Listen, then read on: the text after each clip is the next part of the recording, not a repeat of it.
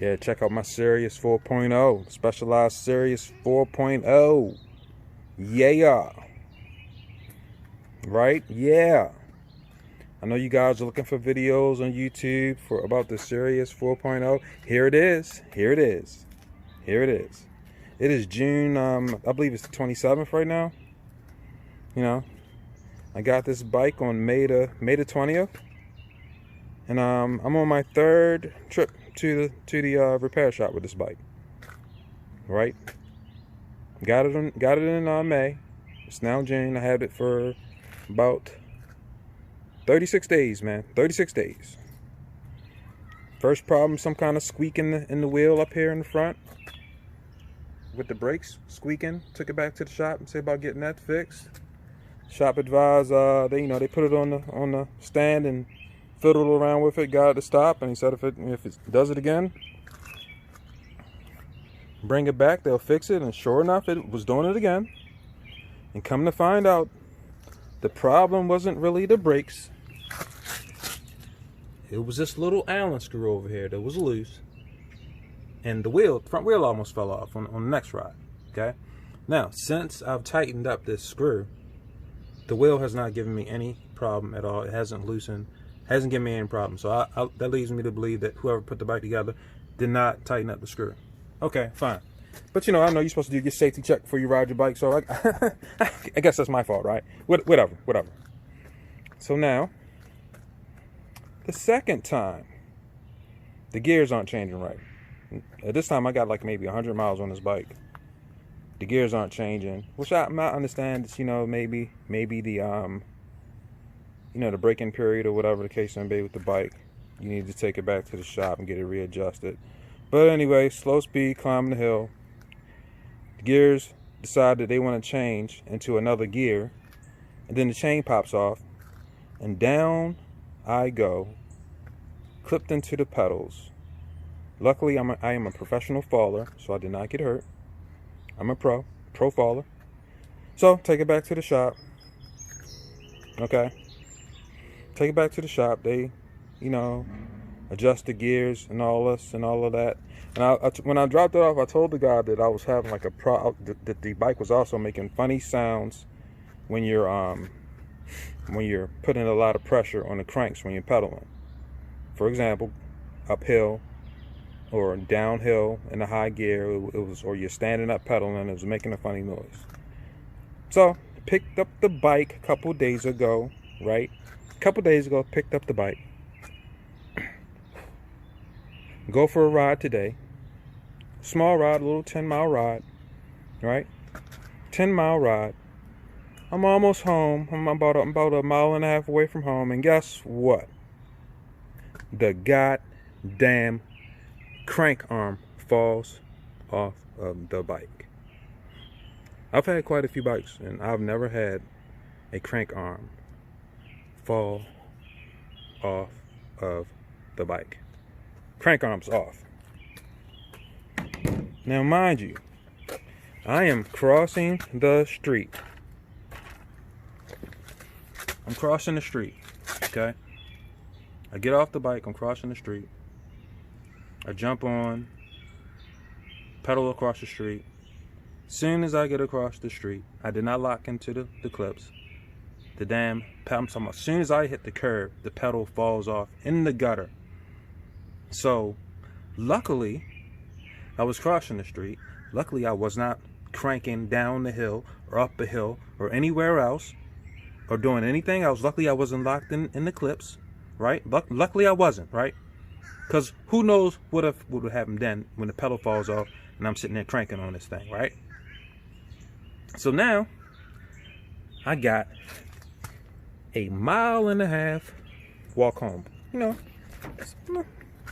little different type of exercise. It's all good. A little different type of exercise. Get home. Call the bike shop, right? Call the bike shop. I'm pretty irate now with this bike, to be honest with you. I'm pretty fucking mad, man. I'm mad. I'm hot with this bike. For a bike that costs this much money, right? Which let's look at how everyone knows how much these bikes cost, right?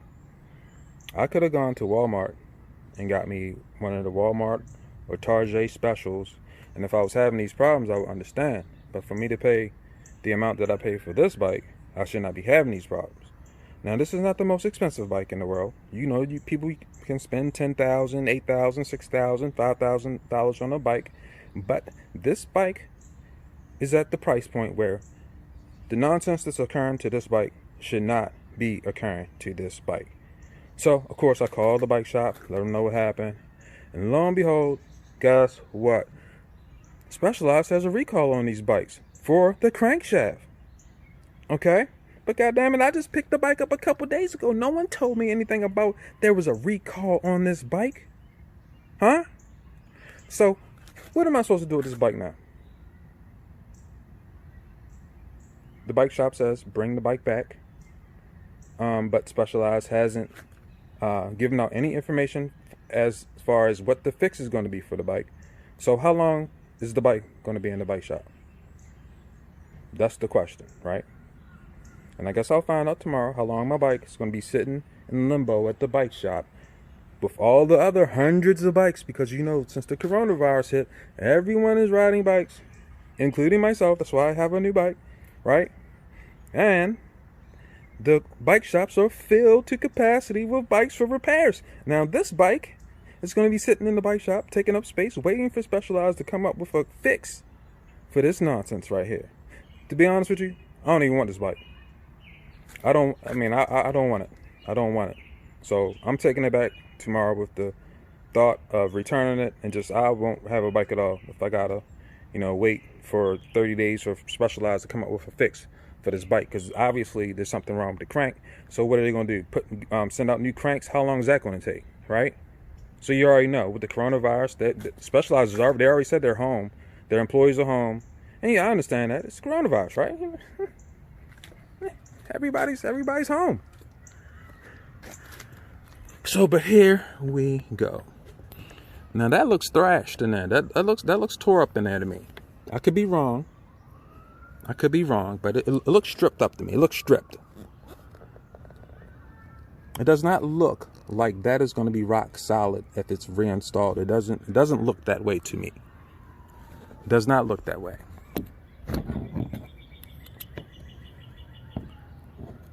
And this is a bike that's 30 days old.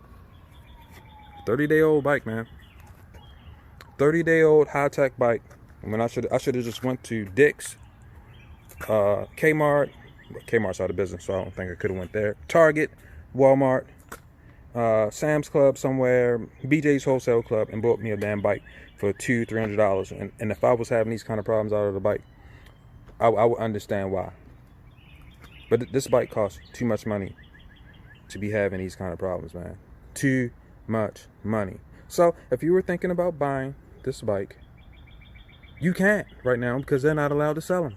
So you don't even have to worry about trying to go to the store and find one to buy it, because they're not allowed to sell these right now. The 2019 to 2020, they're not allowed to sell these right now. They're telling people to stop riding. So if you have one, inspect your cranks, and they're advising you to stop riding, because what they're saying is stop ride. They put a stop ride out on these bikes, so they want you to stop riding them, because they do not want to be liable for you getting injured on these bikes at this point in time. So your bicycle shop should be calling you to tell you to stop riding your brand new bike, because it's dangerous and it may seriously injure you. You may seriously get injured riding this bike. So do not ride. Luckily, I was not seriously injured. I was not injured at all. But the thought of me cranking on this bike, on these cranks, on these pedals, and the crank just falling off, I do not want this bike. I don't trust it. I don't trust it.